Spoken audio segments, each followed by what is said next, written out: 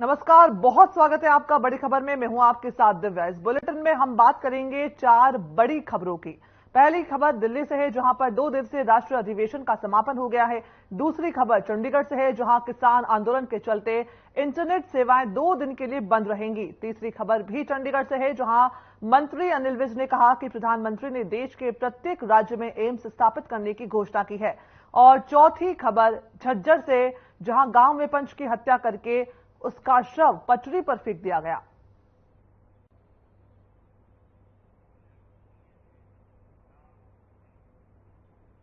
बड़ी खबर में शुरुआत करते हैं। दिल्ली में बीजेपी का 2 दिवसीय राष्ट्रीय अधिवेशन संपन्न हुआ है। अधिवेशन का आयोजन भारत मंडपम में हुआ, जिसमें प्रधानमंत्री नरेंद्र मोदी, बीजेपी के राष्ट्रीय अध्यक्ष जेपी नड्डा समेत बीजेपी शासित प्रदेशों के मुख्यमंत्रियों ने भी इसमें शिरकत की।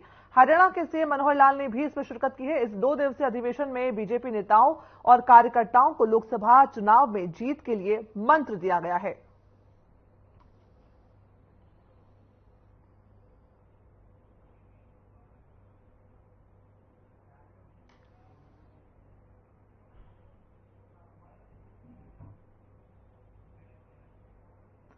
बीजेपी का राष्ट्रीय अधिवेशन संपन्न हुआ है दिल्ली में।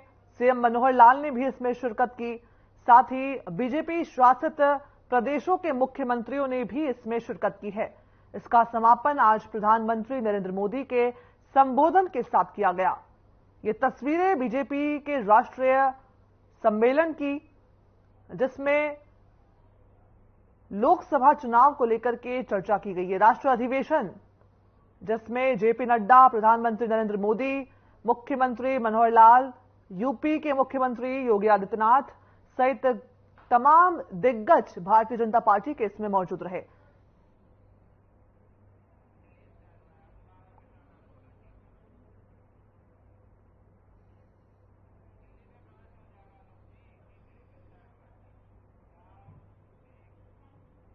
दूसरी बड़ी खबर की तरफ बढ़ते हैं, जहां किसानों का दिल्ली कूच लगातार जारी है। एक तरफ किसानों ने प्रदर्शन को लेकर के मोर्चा खोला हुआ है, तो वहीं दूसरी तरफ बॉर्डर्स पर भी पुलिस ने पहरा बढ़ा दिया है। इस बीच हरियाणा सरकार ने प्रदेश के कई हिस्सों में लगाए गए इंटरनेट सेवा पर रोक को 19 फरवरी तक के लिए बढ़ा दिया है। बता दें कि अंबाला, कुरुक्षेत्र, कैथल, जिंद, हिसार, फतेहाबाद, सिरसा और डबवाली जिले में इंटरनेट अभी भी बंद रहेगा। किसान अपनी मांगों को लेकर के अड़े हुए हैं। इससे आम जनजीवन पर असर पड़ रहा है। बाहर से आने वाली सब्जियां, सामान हरियाणा बॉर्डर सील होने की वजह से प्रदेश में नहीं आ पा रहे हैं, जिसके चलते सामानों के दाम भी बढ़ने लगे हैं। लोगों को आने जाने में भारी दिक्कतें हो रही हैं।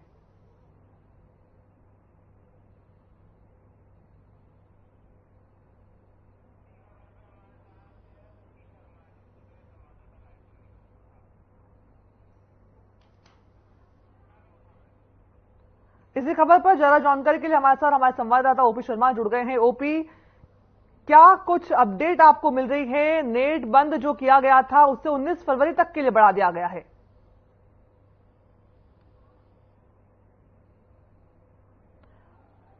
की देर रात समीक्षा की है और एक बार फिर जो इंटरनेट को जो है वो 19 फरवरी तक बढ़ाने का फैसला किया।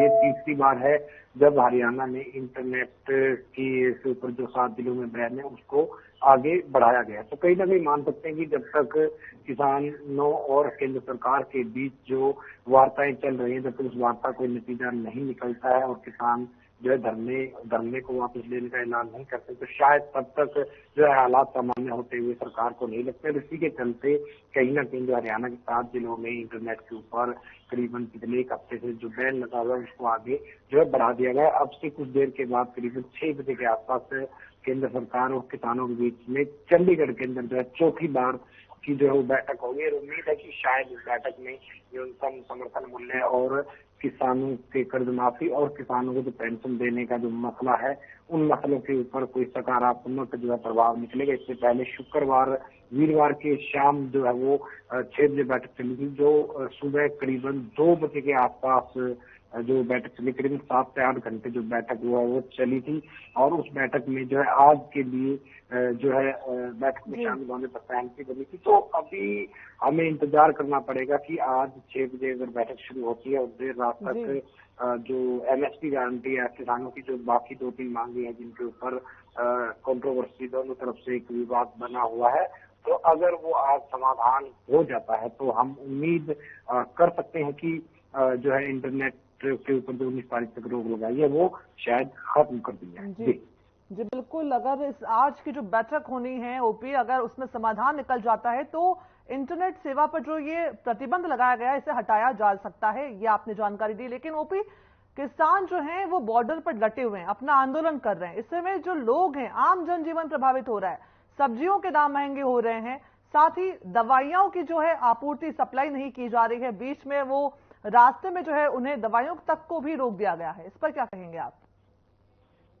देखिए ज्योति, जाहिर सी बात है कि आंदोलन जो चल रहा है जिसके चलते दिल्ली के बॉर्डर्स हरियाणा से लगते हुए या फिर यूपी से गाजीपुर बॉर्डर्स वगैरह को जो सील कर दिया गया, साथ ही पंजाब और हरियाणा के बीच में जो कनेक्शन था उसकी वजह से भी जो है बॉर्डर्स को जो है सील कर दिया, जिसके चलते जो हम कहें कि एनसीआर का जितना भी उद्योग का सामान था जो जम्मू हिमाचल पंजाब जाता था वो कहीं ना कहीं रुका हुआ है। सब्जियों की भी जो हरियाणा से दिल्ली में आने जाने का जो एक जो रूटीन था वो कहीं ना कहीं प्रभावित हुआ। तो जाहिर सी बात है दवाई हो या जो भी चीजें हो, जब रास्ते बंद है तो वो नहीं पहुंच सकती और लोगों को समस्याएं जरूर हो रही है। लेकिन अभी भी हम ये कह सकते हैं कि आपूर्ति को लेकर थोड़े से हालात सामान्य है, क्योंकि आमतौर पर जो है कहीं ना कहीं थोड़ी सी दिक्कतों के बाद आदमी की जरूरतें जो पूरी हो रही है। लेकिन अगर ये टेंशन लंबे वक्त तक बढ़ी तो आने वाले वक्त में थोड़ी दिक्कत जो है लोगों को ज्यादा हो सकती है। ऐसे में कहीं ना कहीं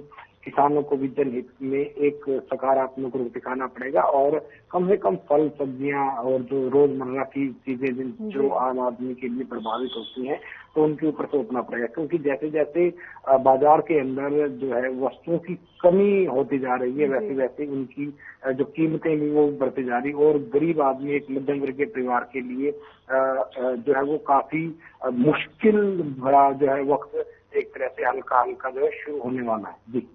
जी बिल्कुल, और किसान आंदोलन से जुड़ी आपने अहम जानकारियां दी हैं।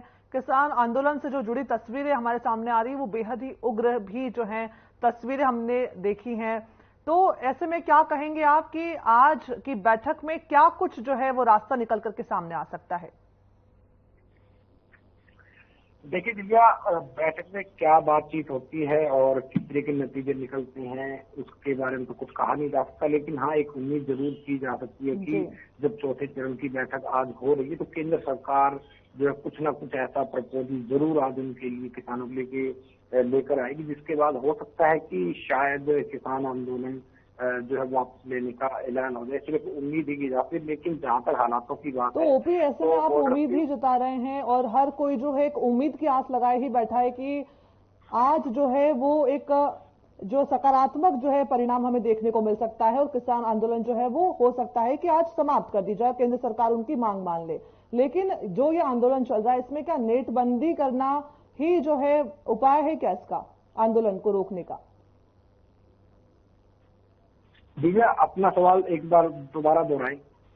जी, किसान आंदोलन चल रहा है, मेरा सवाल ये है कि किसान आंदोलन चल रहा है, ऐसे में नेटबंदी कर दी गई है, हरियाणा के कई जिलों में नेटबंदी कर दी गई है। आज हर व्यक्ति जो है वो परचून की दुकान पर जाए चाहे दवाई लेने जाए, अपना रोजमर्रा का जो पेमेंट है आजकल डिजिटल जो है कर दिया गया है, लोगों को खासी दिक्कत हो रही है। तो नेटबंदी करना क्या इस आंदोलन का सॉल्यूशन हो सकता है? देखिए भैया, जी बिल्कुल बिल्कुल, देखिए नेटबंदी आंदोलन का समाधान तो नहीं हो सकता है, लेकिन नेटबंदी से कहीं ना कहीं आंदोलन को जो तेजी से उग्र हो रहा था शायद उसको रोकने में कहीं ना कहीं मदद मिल सकती है।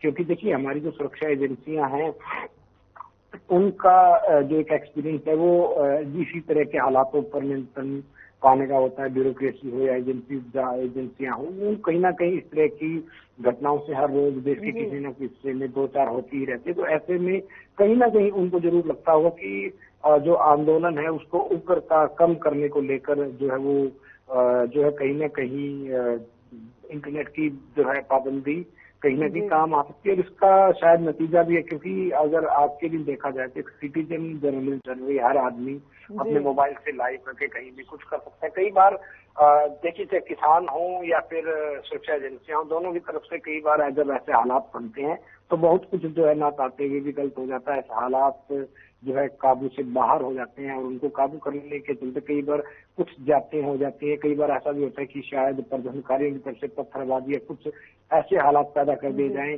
और अगर वो मैसेज एक बुलेट थ्योरी की तरह सेपरेट होता है तो वो कहीं ना कहीं जो है लोगों में सरकार के प्रति जो है नाराजगी बढ़ाता है, लोगों को लामबंद करता है, जिससे हालात जो है और ज्यादा भी खराब हो सकते हैं। तो कहीं ना कहीं यही सोचकर जो हरियाणा सरकार की सुरक्षा एजेंसी है, उन्होंने कहीं ना कहीं हालातों को रिव्यू किया होगा और उसी के बाद जो हरियाणा में के 7 दिनों में जो इंटरनेट बंद है उसको 19 फरवरी तक जो है वो एक्सटेंड कर दिया गया। जी बिल्कुल, किसान आंदोलन के चलते हरियाणा में जो नेटबंदी की गई थी सरकार की तरफ से, उसे 19 फरवरी तक बढ़ा दिया गया है। आज किसान संगठन और केंद्र सरकार के बीच में बैठक होनी है। क्या कुछ परिणाम जो है धरातल पर निकल करके सामने आएगा, इसका बेसब्री से सभी को इंतजार है। इस जानकारी के लिए ओपीजी आपका धन्यवाद। बड़ी खबर में आगे बढ़ते हैं, जहां हरियाणा के स्वास्थ्य एवं परिवार कल्याण मंत्री अनिल विज ने कहा कि प्रधानमंत्री नरेंद्र मोदी ने देश के प्रत्येक राज्य में एम्स स्थापित करने की घोषणा कर दी है। इसी कड़ी में हरियाणा के रेवाड़ी में 22वें पीएम मोदी ने 22वें एम्स की आधारशिला रखी है। उन्होंने कहा कि इससे पहले भी एम्स संस्थान है और इससे लोग दूर दूर तक अपना इलाज कराने जाते थे। दिल्ली में एम्स था, लेकिन अब चंडीगढ़ में जो है वो एम्स स्थापित किया जा रहा है। क्या कुछ कहा, आइए आपको सुनाते हैं।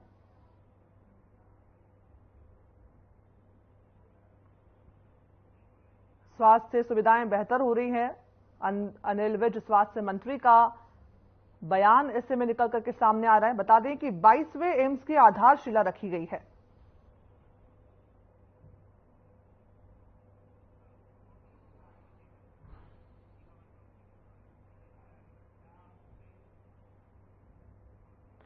इसी खबर पर ज्यादा जानकारी के लिए हमारे साथ हमारे संवाददाता जुड़ गए हैं ओपी शर्मा। ओपी, क्या कुछ अपडेट निकल करके सामने आ रही है इस खबर पर? देखिए दिव्या, अगर हम देश के स्वास्थ्य ढांचे की बात करें तो इनके अंदर जो बड़े संस्थान होते हैं उनकी एक अहम जो है वो एक योगदान रहता है लोगों को स्वस्थ रखने में। अगर एम्स की बात करें तो केंद्र सरकार का प्रयास है कि देश के हर राज्य के अंदर एक एम्स, जो दिल्ली का एम्स है उसके स्तर का एक बड़ा सुसज्जित आधुनिक जो है वो स्वास्थ्य के एक हेल्थ सर्विस देने वाला एक संस्थान बनाया जाए। तो उसी के चलते जो है शुक्रवार को प्रधानमंत्री नरेंद्र मोदी ने रेवाड़ी में राजस्थान बॉर्डर में बावल के पास गांव मनेठी में जो है वो एक एम्स का जो है शिलान्यास किया है और उम्मीद है कि अगले 4 साल में जो है बनकर तैयार हो जाएगा। करीबन 1000 करोड़ के आसपास इसके ऊपर जो है लागत आएगी। और जो ये एम्स बनेगा, इस एम्स बनने के बाद न केवल हरियाणा बल्कि राजस्थान के लोगों को भी जो फायदा मिलेगा। और आप देखें तो जितने भी देश के राष्ट्रीय स्तर के संस्थान है वो इस तरीके से बनाए गए कि वो 100 से 200 किलोमीटर के एरिया में स्वास्थ्य सेवाओं को कैटर कर सके। अगर हम चंडीगढ़ की बात करें तो चंडीगढ़ के 200 किलोमीटर के एरिया के अंदर जो PGI post graduate institute of medical and science research जो अपने आप में देश में बड़ा नाम रखता है वो है। उसके बाद अगर हम हरियाणा के बाकी में आए तो रोहतक के अंदर पोस्ट ग्रेजुएट इंस्टीट्यूट है। उसके बाद अगर हम दक्षिण हरियाणा में जाएं तो कोई इसी तरह का किसी इंस्टीट्यूट नहीं था, तो अब एम्स जो है वो बना दिया गया। अगर हम पंजाब में चंडीगढ़ से निकलकर और थोड़ा सा 200 किलोमीटर आगे आते हैं तो बठिंडा के अंदर भी जो केंद्र सरकार की तरफ से जो है एम्स को मंजूरी दे दी गई है। उसके ऊपर भी तेजी से काम चल रहा है, लगभग कमीशनिंग की पोजीशन में वो है। तो इस तरीके से अगर बड़े संस्थान बनते हैं तो लोगों को गंभीर बीमारियां होने पर जो है कहीं ना कहीं बेहतर इलाज जो है इन संस्थानों में मिलेगा और देश का जो स्वास्थ्य ढांचा है वो भी कहीं ना कहीं मजबूती मिलता है। तो उसी के तहत कह सकते हैं कि न केवल ये एम्स दक्षिण हरियाणा के लिए एक बड़ी सौगात है बल्कि रेवाड़ी में 200 किलोमीटर लगते हुए राजस्थान के जो बिल्कुल रेवाड़ी में 22वें एम्स की जो है वो आधारशिला प्रधानमंत्री नरेंद्र मोदी के द्वारा रख दी गई है। ओपी जी, आपके पास दोबारा मैं लौटूंगी, लेकिन इससे पहले आपको सुनाते हैं कि स्वास्थ्य मंत्री अनिल विज ने इस मामले पर क्या कुछ कहा है। नजरिए से होने जा रहा है ये नकारात्मक। देखिए, भारतीय जनता पार्टी हर समय तैयार रहती है। भारतीय जनता पार्टी के कार्यकर्ता बैरकों में नहीं जाते हैं, वो हमेशा फील्ड में रहते हैं। और बाकी पार्टियों ने तो अभी संगठन बनाना है। अगर आप हरियाणा में देखो तो कांग्रेस का कोई संगठन नहीं है और हम पन्ना प्रमुख तक बना चुके हैं, यानी 15 परिवारों पर एक आदमी हम तय कर चुके हैं और सारे हरियाणा में उनके सम्मेलन हो चुके हैं।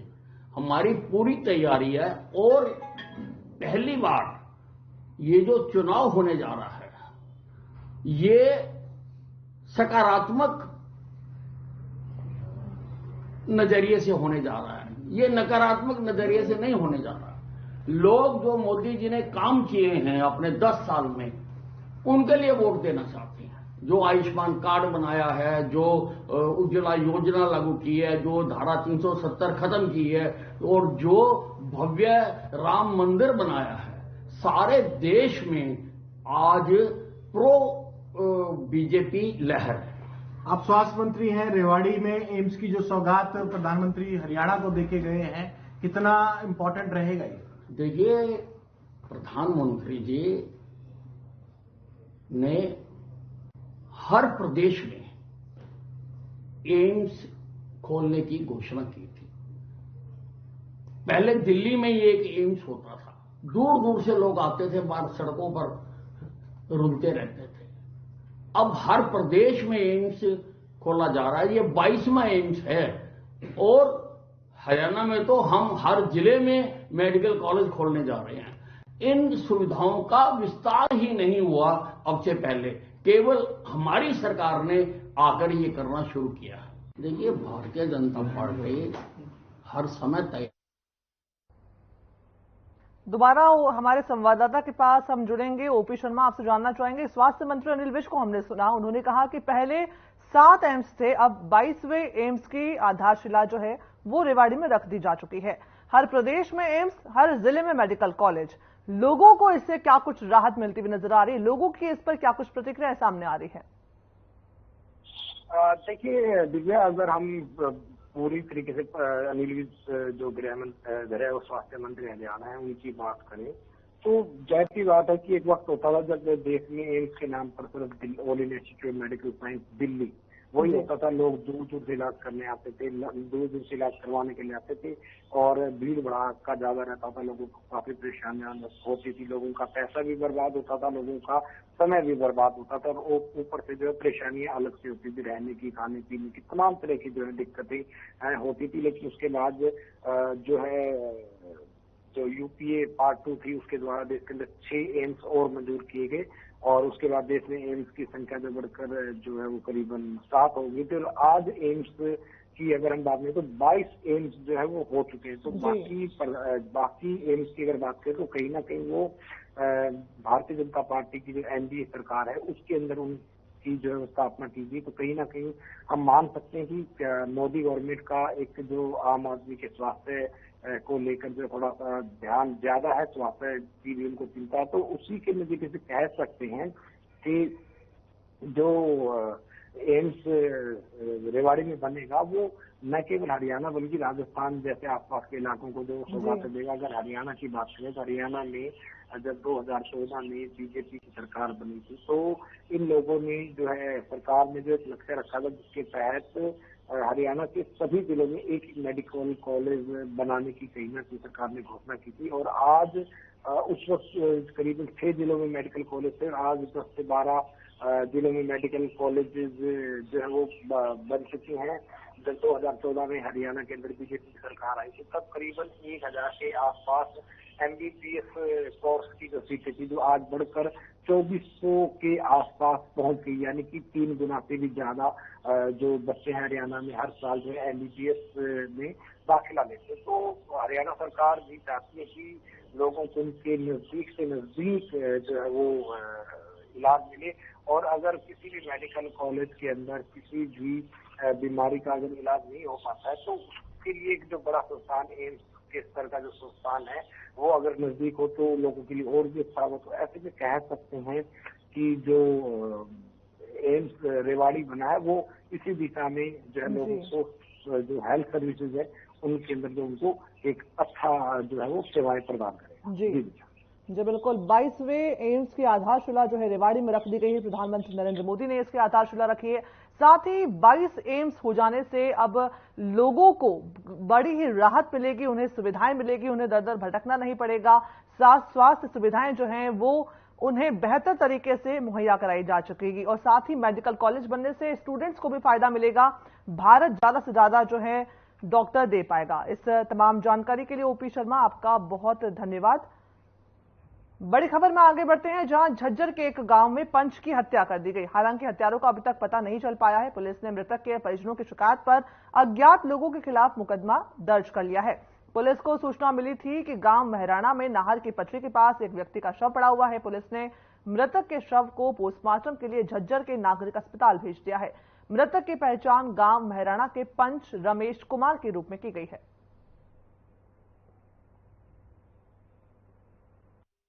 ये कल दिनांक 17/2 सुबह डायल 112 पर सूचना आई थी कि भाई गांव महराणा के पास नहर डिंगी के पास एक डेड बॉडी पड़ी है जिसके सिर में चोट लगी हुई है। जो मौका पर कार्रवाई अमल में लाई गई तो नाम पता नाम जिस शिनाख्त नहीं हो सकी थी, जिस पर कॉलर की आईडी पर मुकदमा दर्ज कर दिया गया था हत्या का।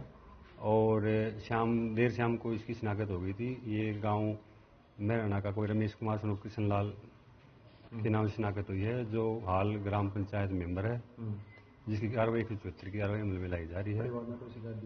परिवार ने अभी कोई शिकायत दी है, अनजान व्यक्तियों के खिलाफ दी है। अभी नाम पता नामालूम है मुजरमा।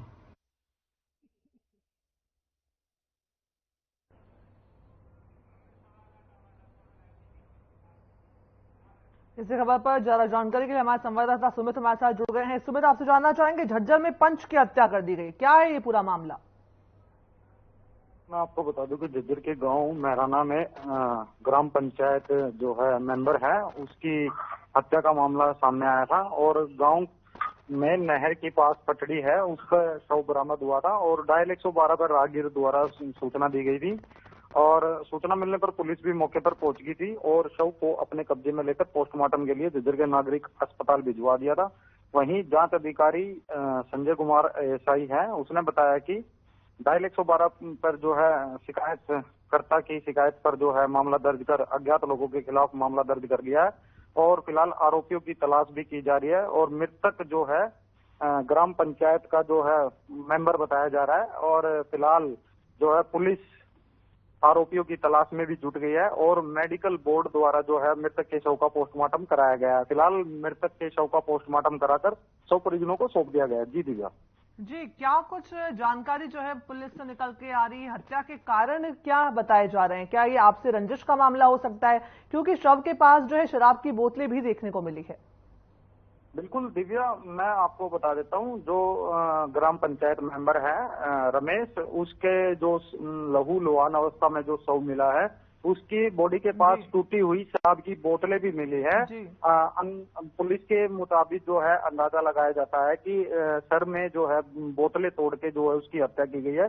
फिलहाल जो है मृतक के जो परिजन हैं, उन्होंने पुलिस को शिकायत दी है कि किसी से कोई लेना देना नहीं था और ना ही किसी से कोई रंजिश थी।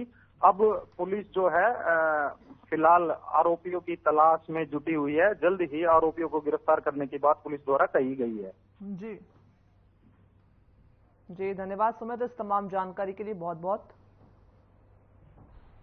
बड़ी खबर का एक खास बुलेटिन आप देख रहे थे। इस बुलेटिन में फिलहाल इतना ही। मुझे दीजिए इजाजत। नमस्कार।